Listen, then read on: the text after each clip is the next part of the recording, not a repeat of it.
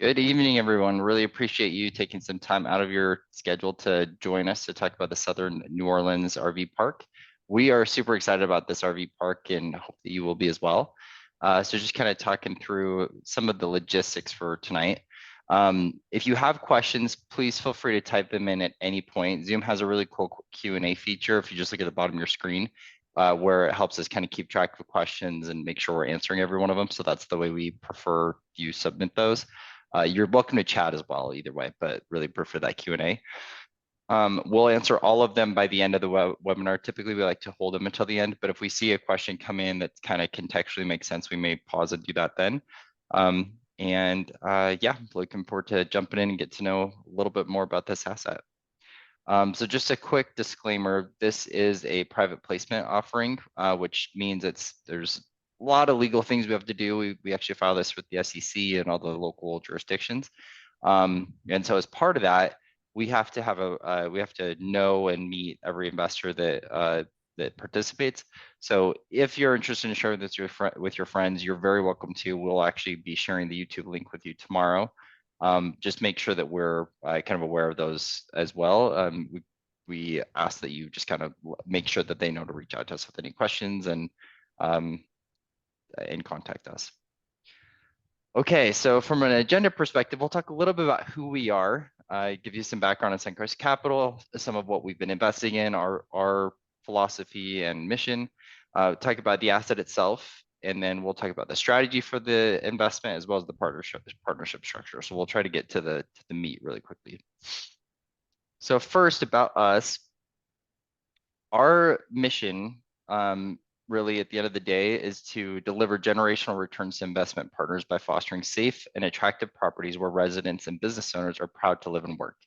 And so we do that primarily with mobile home and RV communities by buying undervalued assets and really maximizing their potential and making sure people feel safe. And we aren't people that like to jack up the rents quickly at all. We just like to make sure that things are kind of right where they need to be from a market perspective. And we take care of our residents, which helps take care of our investors at the end of the day. So our team, Ryan, Tripp, and I, you'll hear from us tonight, but from a co-founder standpoint, Ryan and I are the co-founders. I handle most of the investor relations and kind of legal investment acquisitions, stuff like that. Ryan's our COO, so he mostly is responsible for community operations, home operations, and just really any of the day-to-day logistics. Matt is our amazing partner in crime. He does a lot of work with underwriting and financial analysis, and he also does a lot of our asset management for us as well.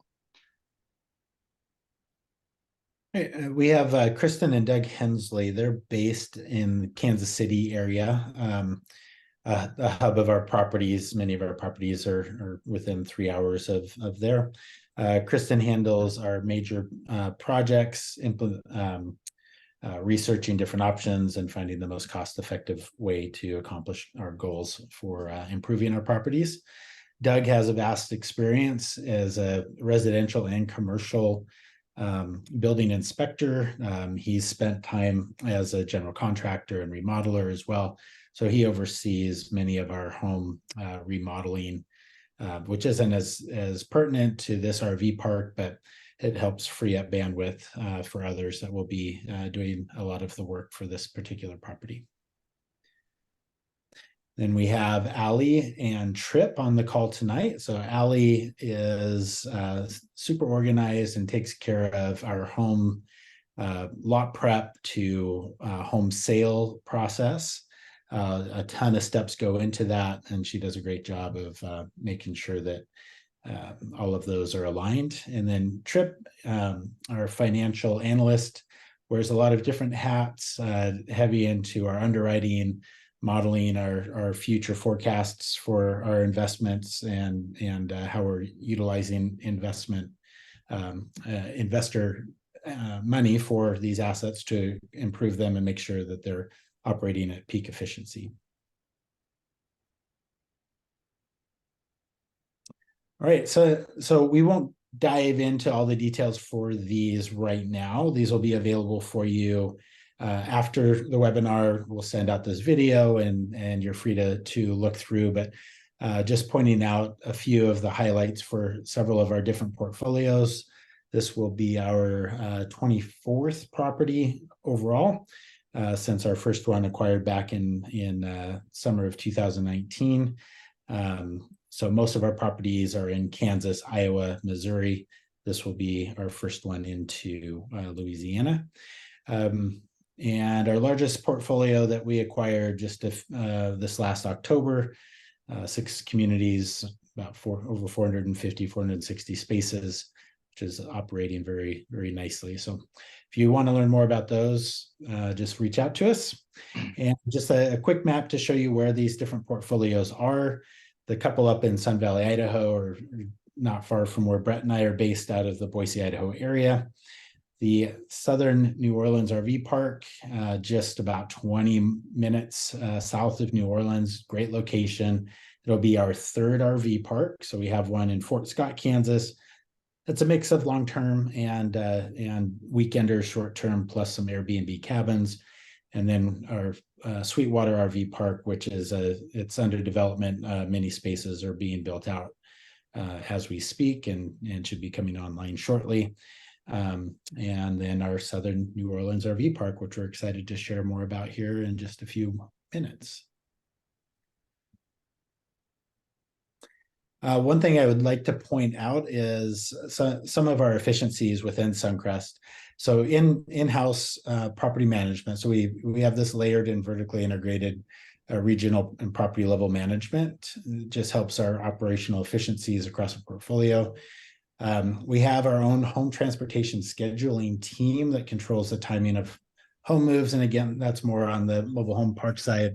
But we also have our own dealer entity to help sell homes and provide a variety of financing options for our future tenants. And we've also, this one is a little bit different, but we have our own cold calling team to help source off-market deals. This one was based on a broker relationship that we've developed over time. So this was not a broadly advertised property at all. The broker came straight to us because they know we can perform and we can close on quality deals like this one.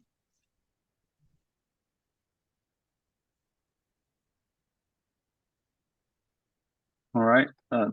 Thanks, Ryan. I'll now take us through our asset overview.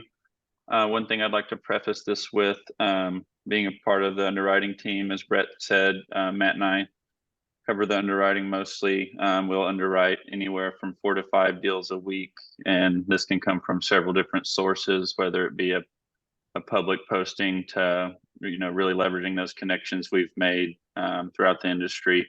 And this is by far, in a way, one of the best opportunities we've come across. It's an RV park in really southern New Orleans. It's a town called Belle Chase. It's about 60 miles north of Venice, 20 miles south of New Orleans. The owners at this point, they realize what a great investment they have, and they're really looking towards retirement.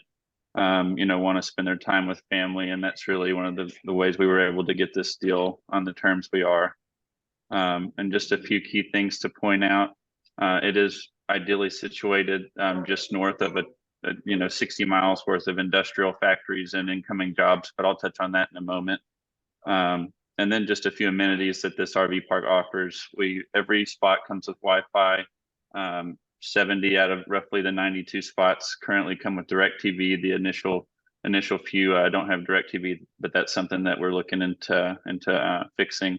And there are 2 on-site laundry units. They're these big, huge Connex boxes. It looks like it could withstand, any kind of tropical depression or storm.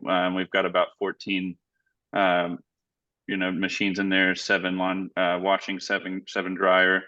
And then we've got 92 RV sites and currently developing 5 more. So we'll have a total of 97 throughout the the park. And really all the infrastructure came back with clean bills of health. We had the sewer, the water system, and the electrical infrastructure all reviewed by licensed professionals, and they gave it their stamp of approval, said we shouldn't anticipate any issues for years to come. And then I guess one more thing to touch on is really the corporate contracts and the large manufacturing companies in the area. This park really has made a name for itself as like a really serene, clean, comfortable place for these transient workers to come during their shifts. And as we develop those relationships, word of mouth spreads, and we continue to get the infill and the high occupancy because of the stays that their coworkers have experienced. And now we'll get into our strategy and implementation. So right now, the owner does a great job of vetting the residents. And again, she has a lot of vendor contracts in place, whether it be the groundskeeping and maintenance to monthly sewer system maintenance. Everything's just really fine-tuned, cost efficient, and it's really running well. So we look to continue those when we take over the park. Right now, our year one pro forma is set to about 700,000 NOI year one, scaling to a little over $1 million by year 10. And what we've done is put in gradual 4% rent increases. Just to kind of touch on the conservative nature of this model, though, right now, average lot rent is about $973 based off of our August rent roll we received from the sellers. And what we really plan to do is, as soon as we take ownership, one thing we could do is bring everybody up to that current 1050 level. So what the current park owners have done is, as somebody leaves and they bring in the new tenant, that new tenant will arrive at the current lot price, which is 1050. So we've got several people in the 750s that have been here for since 2021. Some people in the 950s. But we really feel conservative with our average lot rent, not reaching that 1050 until year 3, when really that is the current lot rent. Another thing I'd like to touch on is our expense assumptions. There's really been no legal fees historically, and we've conservatively underwritten about a $6,000 budget annually, and that will increase 3% year over year just by design.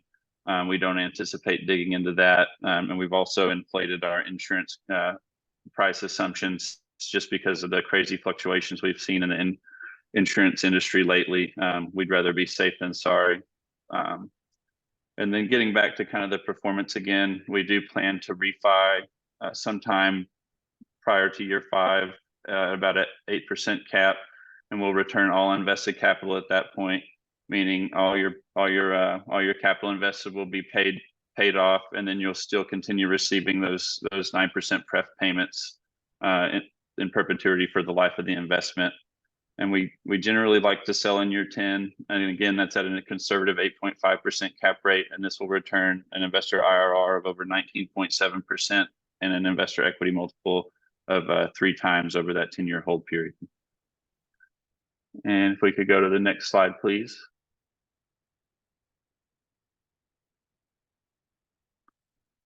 So now we'll get into a little bit of market demand.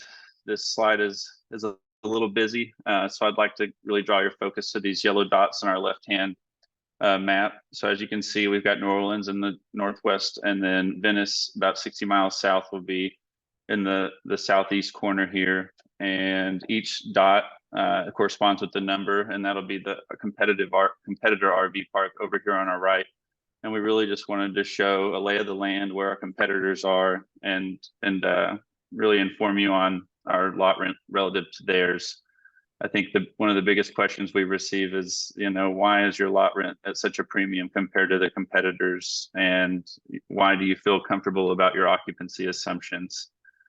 And I think, the next slide will really kind of enlighten everybody and justify our thesis. So I'll paint a small picture. So as you can see in the middle of this map on the left-hand side, you've got this red RV here, and that is the Southern NOLA RV park. Around, I'd say 2009, it was really around Katrina. The federalized flood levee, it's this massive wall, if you've ever seen one, that protects from this storm surge waters. That goes about 10 miles south of the Southern NOLA RV park. And then from there on, for another 50 miles, from really that Kinder Morgan transportation terminal all the way south to Venice with privatized levees. What this did was it made residential, multifamily housing zoning, just nearly impossible to receive. There was a lot of barriers to entry because what would happen, any small storm surge, any small tropical depression, without that federalized levy, everything would kind of get washed away. As you drive south, you'll see, you know, rundown buildings, abandoned buildings where the insurance claim wasn't worth fixing it. A lot of fish camps, and what you won't see are a lot of amenities.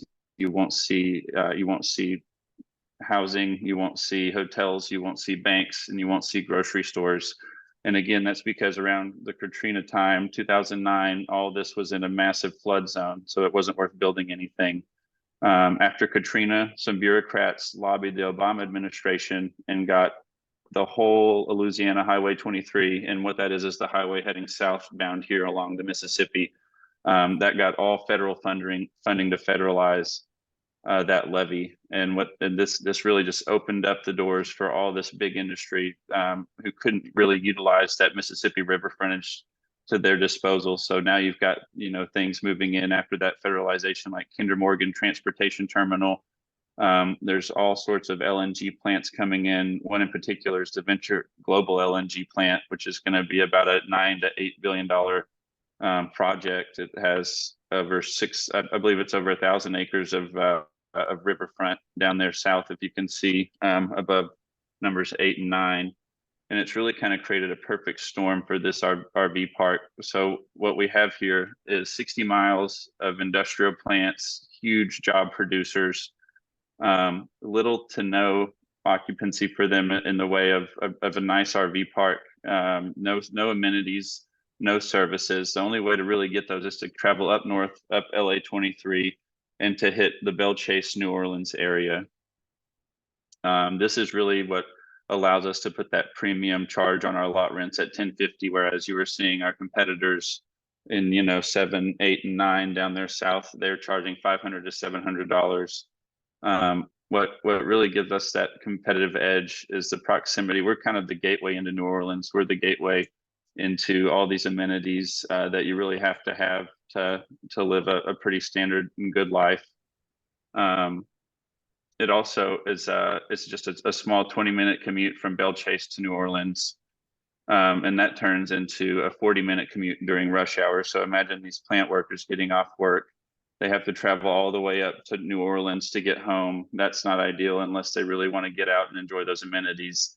Everybody that we've talked to or that the current owners spoke to said that they really enjoy the location. It's the proximity to the jobs, and then it's the proximity to the amenities that the city provides. One other thing I'd like to touch on is just the feel of the park. It's hard to put into words without seeing it. But one thing we saw in the competitor parks was just a level of cleanliness. It would match that of what you would think of a stereotypical, you know, mobile home park, maybe run down, you know, no groundskeeping, trash in the yards. And whenever you come to the Southern NOLA RV Park, we, you know, part of our due diligence is to always do a night drive. We want to check the noise. We want to check for any loitering, just make sure that, you know, there's no crime. We go over all that, and it's just peaceful. There's people on their back porch enjoying a fire. And that's really what everybody's looking for, proximity to their work and really that convenience to those amenities. And I think we continue on to a little bit about Belle Chase. So Belle Chase is about 10 miles south of New Orleans. I would think of it more as a suburb of New Orleans than a separate town. It's got all the good food and charm of New Orleans without all the hustle and bustle, and not as much crime as well. It boasts Naval Air Station Joint Reserve Base, which the Blue Angels will do some practice runs at if you're lucky enough to catch them. And it's kind of stagnated growth in 2020, and then with all these major plants coming in down south on LA 23, it's had about a 14 to 15% population increase year over year since 2020. And we've also seen the medium income rise up a bit as well.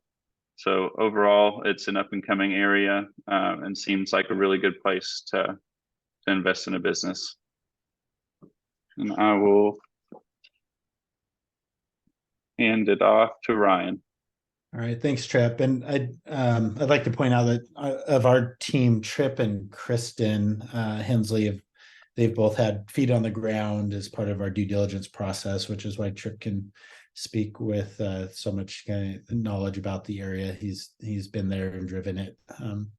And as you alluded to, a lot of growth and development there. Just highlight a few others. There's a newer methanol manufacturing plant has been developed in Plaquemines Parish. It's Castleton Commodities International received an air permit from Louisiana Department of Environmental Quality for this proposed site, which is just across the river from Belle Chase. And it's a $1.2 billion plant. It's going to produce over 5,000 tons of methanol daily and creates 50 jobs. Methanol is used in a variety of chemical processes, like for plastics, polyester, paint production, also fuel additive. So always much needed products that are coming out of there. Another project, there's the Belle Chase Bridge and tunnel replacement. So this is a major thoroughfare for industry and for people that are living and working in the area. So the project's, it's going to be replacing the existing bridge and tunnel with a fixed span 4-lane bridge. So replacement of the structures allows for safer, more reliable access for residents, businesses, industries in Plaquemine Parish. It's a corridor that addresses the current conditions that have been maybe a little slower than they'd like to see from the aging infrastructure. So that's set to be completed in spring 2024. So it's under development now.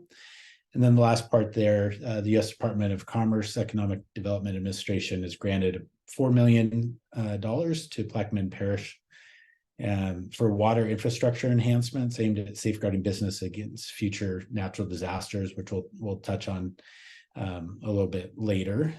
And the grant was matched with $1 million in local investments, and that's anticipated to create 625 new jobs and help maintain 6,000 existing jobs.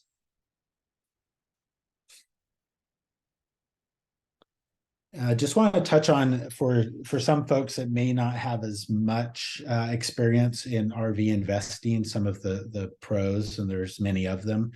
But the RV industry, it's over $140 billion a year industry, and it's especially during COVID, huge rise in ownership of RVs. This one is more specific for long-term folks. So supply and demand, as you know, inflation's impacted cost of just about everything that's out there, including housing. And so these RVs are alternative way for folks to live more affordably. And there's a lot of advantages that people enjoy about it, just a simpler lifestyle.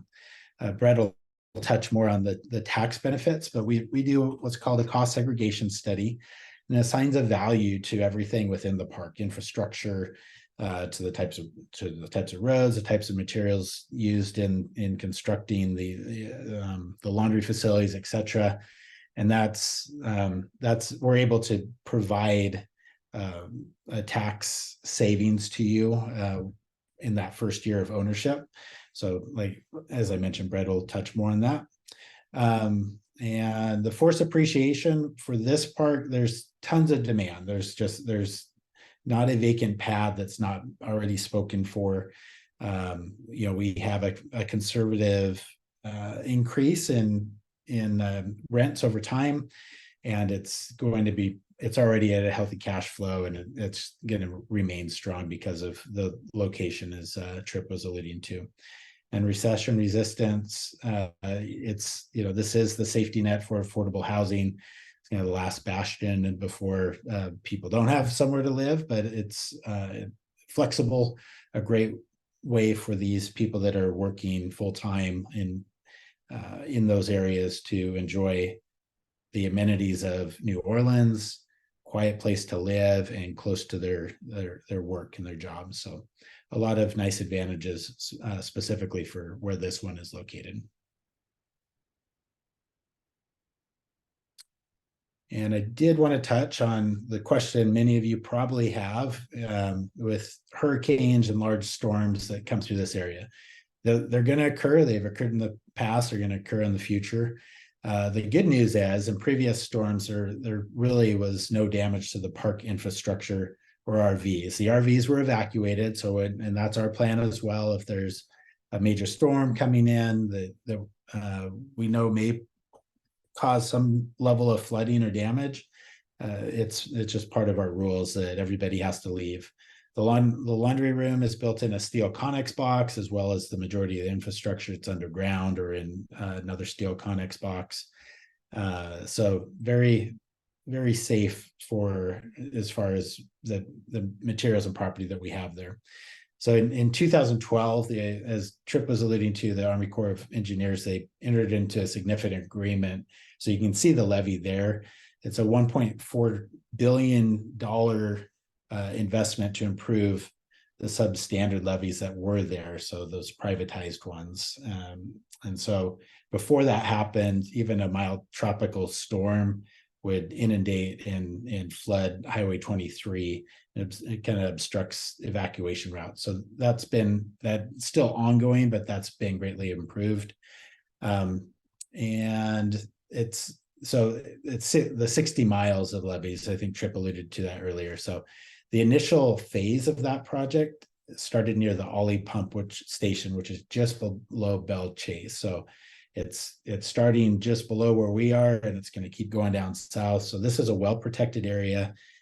These pump stations have been improved as well to prevent flooding within the city areas. So as much mitigation as possibly can be done is being done, and we feel really good about our plan going forward as far as protecting the asset and the people that call that the RV park home.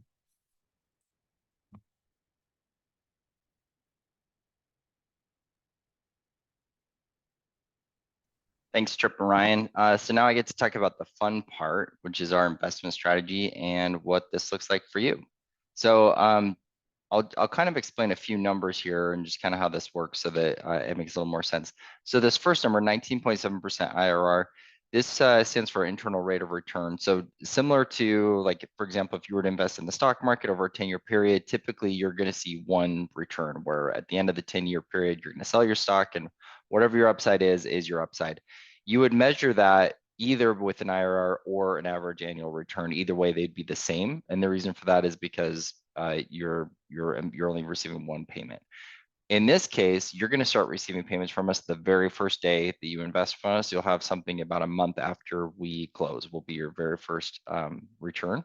And that's going to be a 6% annualized return paid monthly.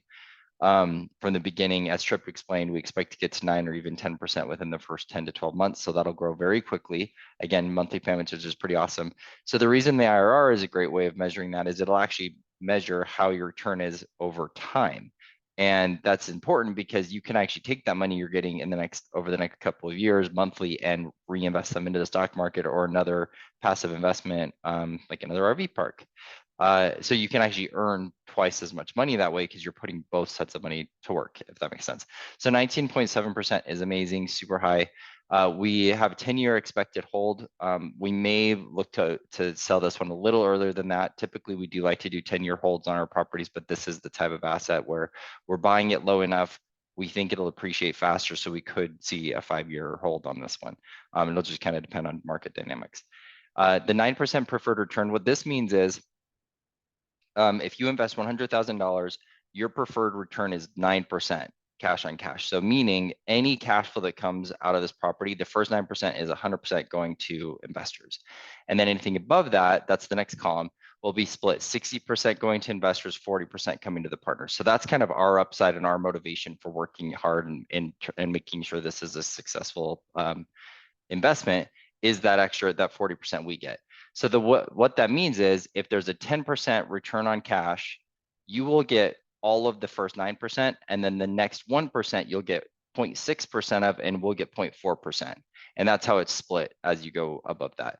So what's great about that is that first 9% preferred return is as guaranteed of a return as possible because you get paid that before we get paid. So it's we're highly motivated to make sure you're making that 9%. So it's a really big benchmark. Typically, if you've done syndications in the past, 8% or even 6% of the preferred or the normal preferred returns. So this is very high, and this just speaks volumes of our confidence in this project. We are planning, again, as I said before, to start distributing 6% right away, and it'll build up to the 9 and 10% over that first year. And so what happens is that extra 3% is accrued, meaning we owe that to you. So before we can start participating in any of the upside, we have to catch up on that extra 3% that we didn't pay. So you'll start to see lump sum payments come pretty quickly to get you caught up to that full 9%. Again, that's going to be monthly, not quarterly distributions, which is quarterly is pretty common, so we prefer to do the monthly. This next slide is to model out what this investment would look like for you if you were to invest $100,000 with us. So in the first year, you can see you've invested $100,000. Your annual cash flow is going to be $6,000, so about $500 a month that you'll see from this. And then the next year, it's going to increase. This is our actual cash on cash return, so 10%. So you'll see $10,300 over that second year, and then just steadily increasing.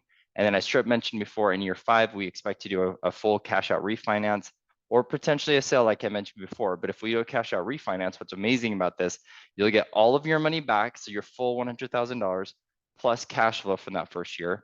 And then after that, your ownership does not change. You still own the exact same amount of this portfolio as you did the day before. So going forward, you continue to get your share of the profit. So going forward, since we've returned all of your cash flow, our debts we've returned your entire investment. You no longer have any risk. And going forward, all of the cash you received now becomes an infinite return for you because there's nothing invested anymore, which is, again, pretty sweet because you can take your money and go reinvest it somewhere else. And so we're projecting about $4,300 in that next year. It's lower because we have a higher debt payment because we've refinanced the property, right? But that does increase over time. And then in year 10, we sell again. Your share of the profit in this situation is $126,000. So just to add that up, you've made cash flow every year. Year 5, you're making over 100,000, and in year 10, you're making over 100,000. So if you were to add all this up, your money will triple in 10 years. So it's a 2.9x multiple over 10 years, which is really great, and honestly pretty hard to do in the stock market. And the best part is that whole time you're getting really great tax benefits that Ryan kind of alluded to, and I'll talk more too. So moving forward, this slide is not a slide I plan to go into detail on, but we like to have this in our presentation so that when you download it, it's something you can look through and you can ask us questions. We really like to be transparent and make sure people see as much information as possible. So this is referred to as a pro forma. It's essentially our projection of the financial statement for the property. So year 0 is based on the seller's actuals. So you can see their actual expenses here. A lot of their work was self-managed. So you'll notice in the first year, we've added tons of expenses that they don't have. So for example, we've added some salary expenses in here for $60,000. We've added some more maintenance and general work. We've increased the taxes, we've increased insurance. We've got lots of things that are higher. And as Trip mentioned, this is just part of our conservatism because there's a lot of these things that we've added in here that we don't actually expect to be nearly this high. So that'll just make the cash flow even better. And you can see that we're expecting in this first year, our net operating income are expected to be $700,000. The debt payment is only $326,000. And so what's cool about that is even after accounting for reserves of about $2,000 a month, we're still hitting a debt service coverage ratio, that's a DSCR, of 2.14. What that means is if you take the NOI of $699,000 minus reserves and then divide it by the debt service, that's your debt service coverage ratio. And that's honestly, that's the highest debt service coverage ratio we've had on any property we've bought before. Most banks require you to have a debt service coverage ratio of 1.3, some even as low as 1.2. So this is almost double the bank standard for debt service coverage. So that's just, again, incredible cash flow right out the bat. These next couple of slides are just a little information intense, and these are more meant for you to refer to later, but I do want to kind of walk you through this a little bit. So as syndicators, we kind of are motivated by the work we do. We're compensated in kind of 2 ways. One, we get some fees, and then the other is we get some upside cash flow and potential based on us making sure the project's successful. So we have an acquisition and loan guarantee fee of 2%. I'd say the standard, I typically see this as high as 3 to 5%. So this is pretty low for us. And this just takes on the, there's a lot of risk and a lot of work that goes into even just taking on an acquisition, let alone guaranteeing a loan. Asset management fee, this is our, the way we cover our payroll and pay our employees is we charge 5% of effective gross income on the property. Your preferred return that we mentioned before is 9%. Minimum investment is $50,000. This is a 506B offering, which means that it's available for accredited investors as well as some sophisticated non-accredited investors. If you have questions on that, just let me know. I'll have my email address in just a second, and it's an easy thing for us to talk about and figure out. Anything above the 50,000, I'm sorry, anything above the 9% will be 60% to members, 40% to sponsors. On the right, this is an example of $100,000 investment. Essentially, you'll own 4.16% of all of the equity contributed. And like I mentioned before, even after the refinance, you continue to still own 4%. So that doesn't change. So any of the upside, you're getting 4% of. Holding period, we're expecting about 10 years. This final one is our expectation for depreciation expense. So this is the big tax write-off where our expectation is if you invest $100,000, you will get at least a $60,000 write-off this first year. Historically, most of our properties we've been around 140, 150%. So meaning you invest 100,000, you actually get a write-off that's even bigger than your investment. It's hard for us to guarantee that, so we always like to understate it. 60,000 is very safe. I think it'll be quite a bit higher than this, but just one more great thing about real estate where not only do you get the returns, but you also get awesome tax benefits.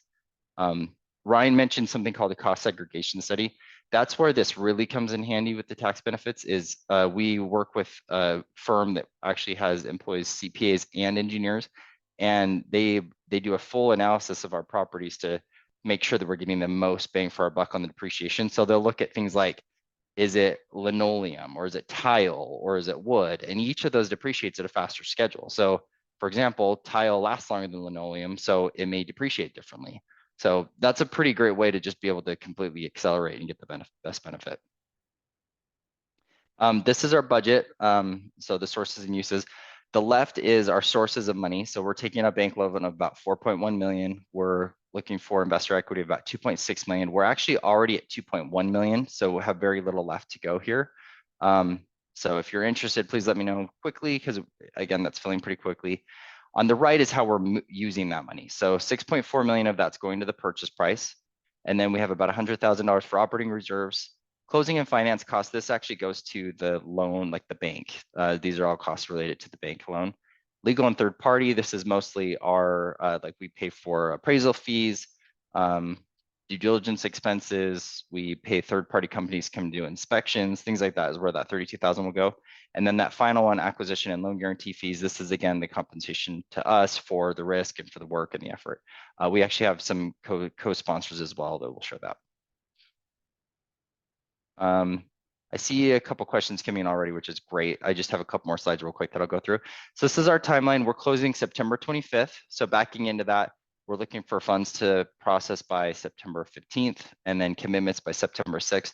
Hopefully sooner, because again, like I said, we're already over 80% subscribed. So if you're interested, I would recommend let us know in the next day or two so we can make sure we have space for you. And then finally, you get to start you get to start enjoying your 6% dividend, which will begin no later than November 2023. Sooner than that if we close by September 25th.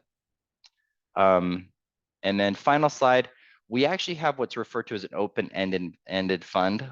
This is a fairly complicated slide, a lot of information here, so I won't go into too much detail. I'll just say, when we've done webinars in the past, we have people ask us, well, can I invest through your fund or do I have to invest through Southern NOLA RV Park directly? And the answer is you can do either. The typical, I've kind of explained here on the slide, the differences. The main difference is right here. So with the fund, it's diversified right away. It already has exposure to 4 different assets and it's meant to have long-term cash flow. So we're continuing to buy more and more assets. On the Southern NOLA RV Park, it's targeted. You're only owning membership in this RV park, and we're expecting cash flow and high appreciation from it. So the fund is participating in this. So the fund will have upside from Southern NOLA, but it also has upside from a lot of other assets. And if there's some interest in the Q&A, I can talk more about this. Okay, so with that, that's the end of our slides. So we'll go to Q&A.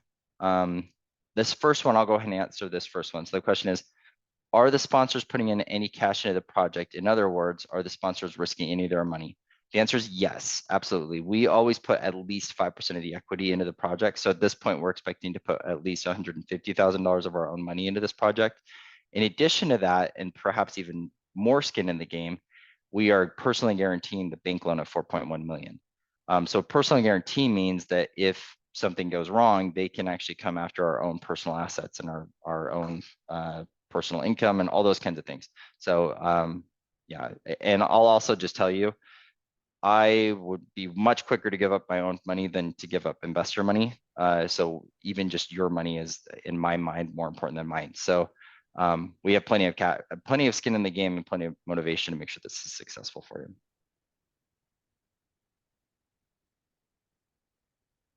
Ali, do you have any other questions that you have?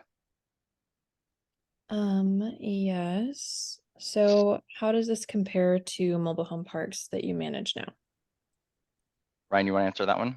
Yeah, so this one is more like our mobile home parks in terms of these are long-term tenants, as Trip said, said there's tenants in there since 2021 that continue to reside there. So we do have the other RV parks as well that we've had experience with the long-term folks, but we have less expenses in terms of buying homes, bringing in homes.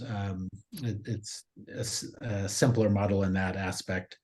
And as we were doing the test demand and seeing what the demand was at the other parks that were maybe a little higher quality, they just kind of laughed at us when we asked, well, do you have vacancy or do you have a waiting list? Like, no, we don't have a waiting list. There's never a stop in phone. They get phone calls every single day for people looking for these long-term places to stay while they're working. So somewhat similar in that people stay a long time there, but it's less expense for us because we're not buying homes or setting up pads and that type of thing. Can you get regular insurance and FEMA insurance on the property? Yeah, so both are available to us. The insurance that we have will cover the infrastructure and the property, and there's damages, or if somebody gets injured or something, it will cover that as well. So we feel really good with the level of coverage we have on this. It's actually more than we probably need, and it's less than our underwriting. The cost of the actual insurance is significantly less than we put in our underwriting. As Trip said, the insurance industry right now is it's a bit volatile with the number of storms that have happened throughout the country over the last number of months. We've seen rates increasing, so we want to be ultra conservative with that. Okay, and then for the financing terms, so what's the source, the rate, fixed or variable, and then prepay penalties? Yeah, good question. So we were really happy with our financing terms given the market right now.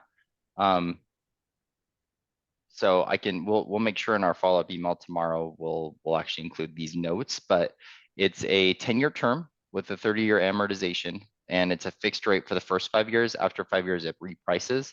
So at month 60, it'll reprice based on the 5-year treasury. I love the 5-year treasury benchmark because that's a typically historically been a little bit more conservative benchmark.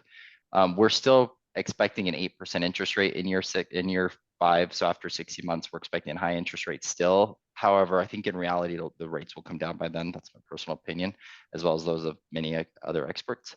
Other terms of the loan, we're fixed rate at 7.85%, I believe, give or take a couple of basis points.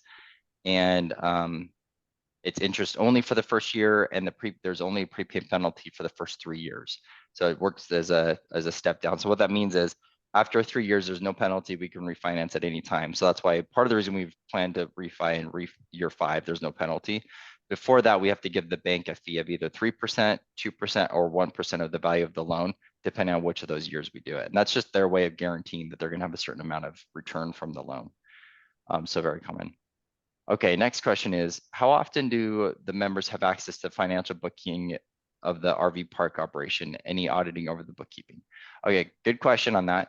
So we do a few things. So we communicate with our investors at least every quarter. We will send out a detailed update of how things are performing.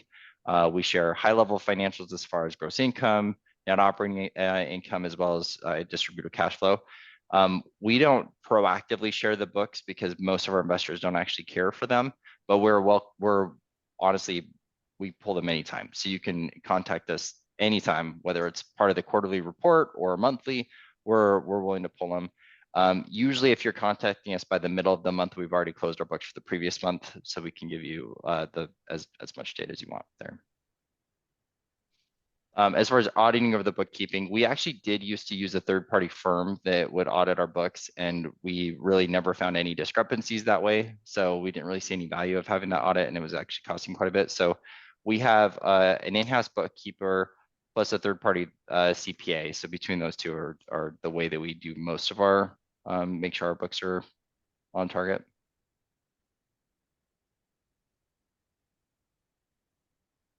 Any other questions?